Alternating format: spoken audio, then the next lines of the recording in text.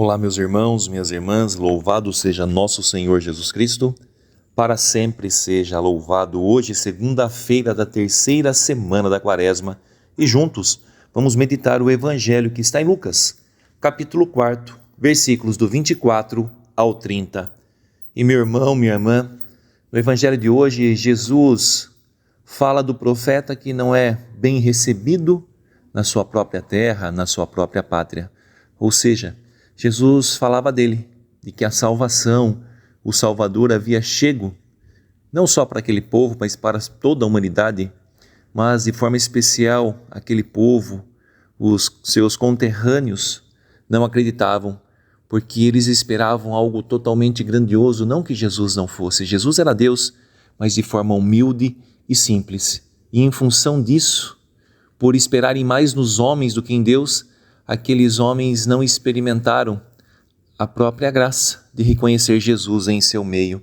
E o Evangelho vai dizer assim: Jesus, vindo a Nazaré, disse ao povo na sinagoga: em verdade eu vos digo que nenhum profeta é bem recebido em sua pátria.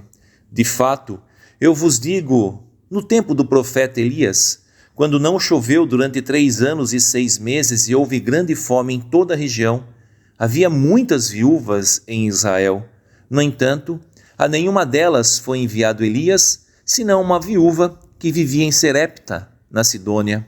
E no tempo do profeta Eliseu, havia muitos leprosos em Israel. Contudo, nenhum deles foi curado, mas sim Naamã, o sírio.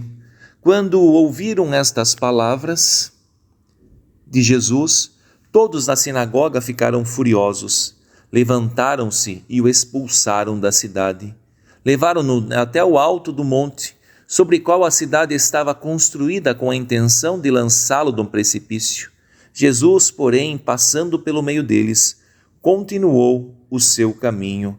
Palavra da salvação, glória a vós, Senhor. E meu irmão, minha irmã, nós precisamos estar numa intimidade profunda com o Espírito Santo, para que nós possamos reconhecer a presença de Deus, ou a mensagem de Deus, ou a moção de Deus em todos. Porque um dia falaram para Jesus: peça para que os seus apóstolos se calem. Ele disse: se eles se calarem, as pedras gritarão. Ou seja, a graça de Deus, o plano de Deus, tudo irá se cumprir.